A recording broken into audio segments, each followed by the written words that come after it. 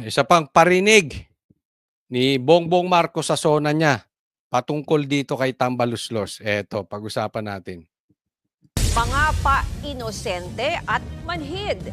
Yan naman ang banat ni Baguio City Mayor Benjamin Magalong sa mga mambabatas na pumalpak at naghiyawan pa matapos banata ni Pangulong Bongbong Marcos ang mga korap na opisyal sa kanyang SONA kahapon. Pinuna ni Magalong ang hiyawan ng mga kongresista sa SONA lalo't sila rin naman daw ang may kasalanan kung bakit nauuwi sa korupsyon ang infrastructure projects ng gobyerno. Git niya, hindi lang dapat ituon sa mismong Department of Public Works and Highways at mga kontratista nito ang investigasyon sa nangyayaring kickback sa mga proyekto. Dapat daw panagutin din kung sino ang namimili ng district engineers at regional directors. 2024 nang unang isiwalat ng alkalde ang umano'y overpriced na rock netting project naman ng DPWH sa Benguet. Parang height of mockery and callousness because at the end ho, sila naman ho yung involved dyan eh. Sila naman ho yung mga pasimuno dyan sa mga kalokohan na yan. Yan ang malaking problema natin. Ha? Tama to si Mayor Magalong. Manhid etong mga ating mambabatas. Isipin mo, sinabi ni Bongbong Marcos, mahiya naman kayo. Ako naniniwala ako patungkol sa kanila yan. Bukod doon sa nililigtas ni Bongbong, kasi ako naniniwala na itong si Bongbong Marcos ay meron ding kamay dyan. Pinagmalaki niya yung bilyon-bilyon. Bilyon-bilyon flood control projects. Tapos binaha. Oh.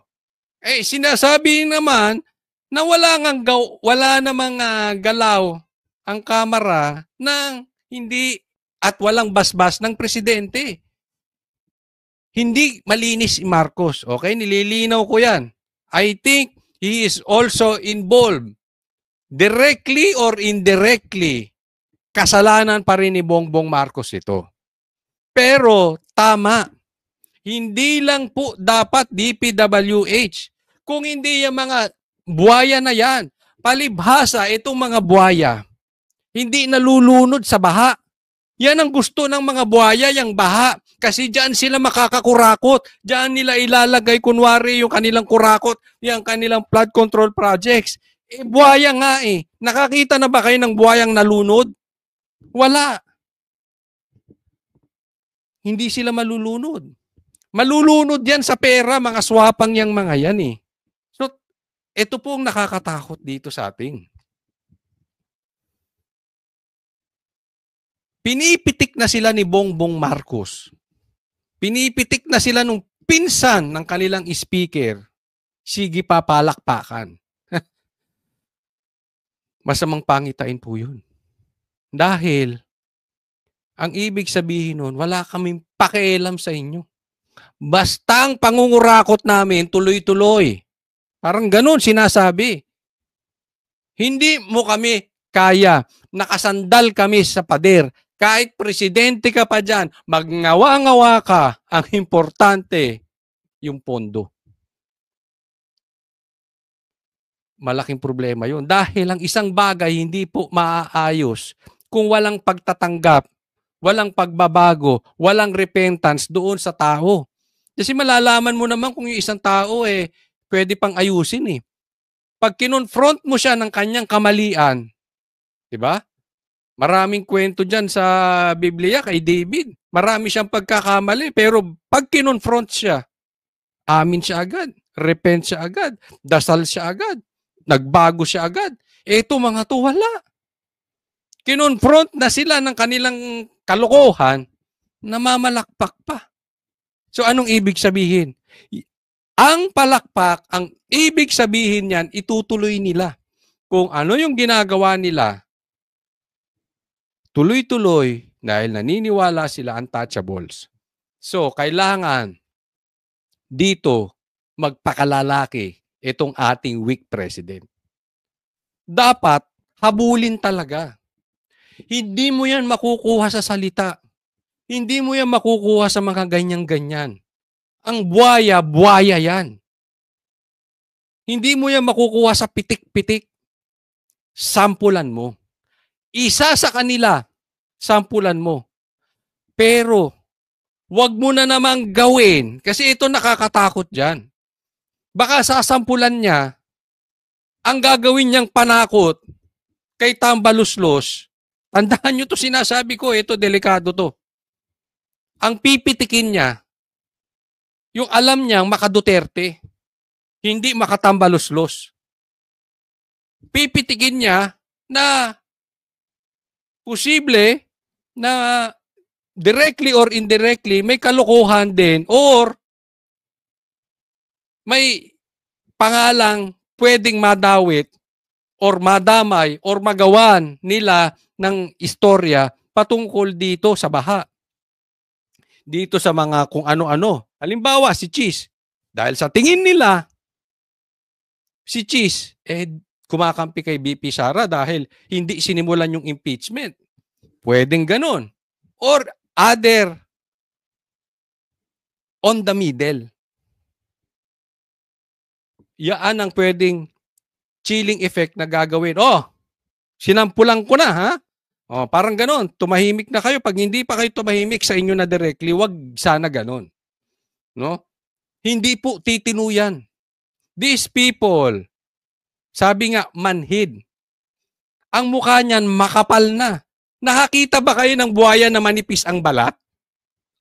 Ang buhaya makapal ang balat niyan. Hindi mo pwede, yung pitik-pitik, kahit tuktukan mo yan, hindi niyan mararamdaman.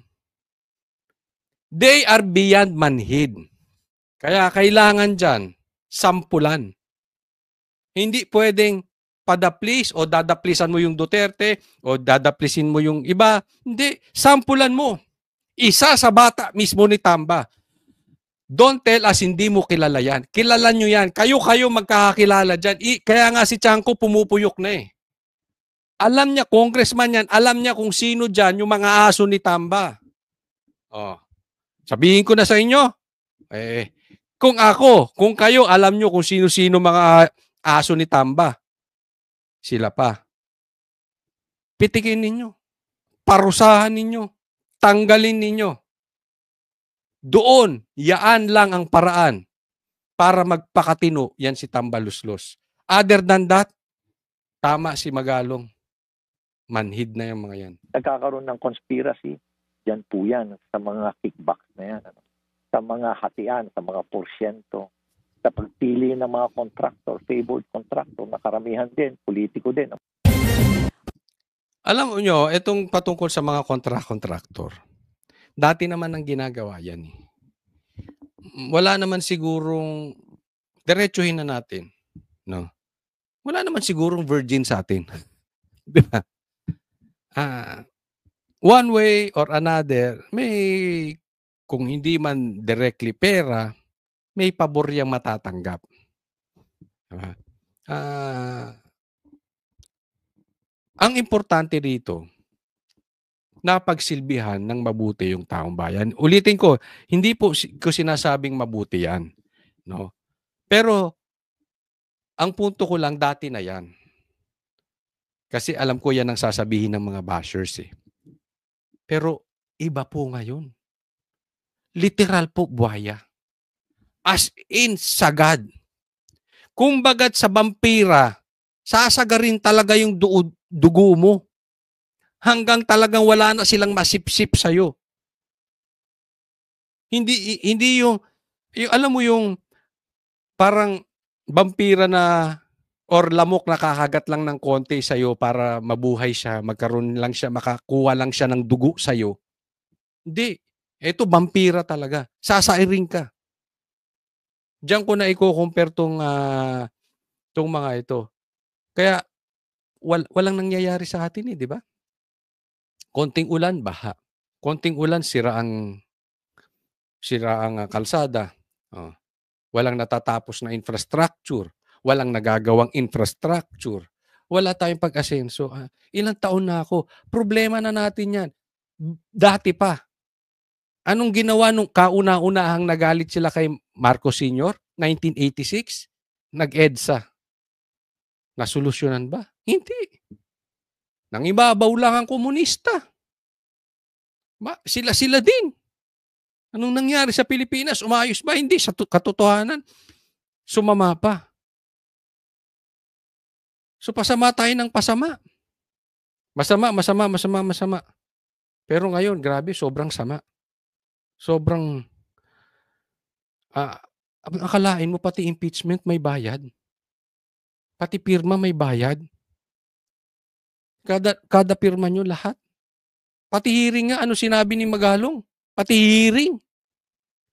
May bayad. Oh. Ay, inimbestigahan ba yan? Sino lang inimbestigahan nyo? Si BP Sara.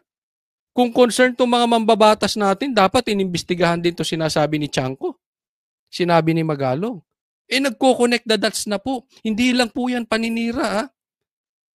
Tumutog ba yung mga sinasabi? At hindi naman magkakaalyado tong mga ito. Pero ganyan po kasi talaga ang baho. Sa sobrang paggrabe ng paggrabe, yung baho hindi mo na matago. Umaalingasaw na.